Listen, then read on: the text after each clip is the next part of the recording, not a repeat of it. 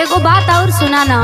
का बोला? तू जवन सोचत बड़ा ना, हाँ तोहरे बात लगता कि सही हो गईल। हाँ ना। आ जाना तारा हमके कैसन कैसन फील होता। कैसन कैसन हो? सुना हम बतावता नहीं। सुनावा। सुना ए सैया मोरा मन हुली जाता।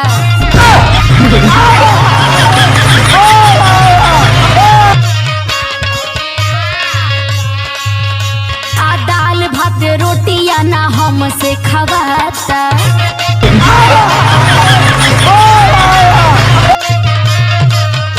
एकदम चटोरा हो का हो?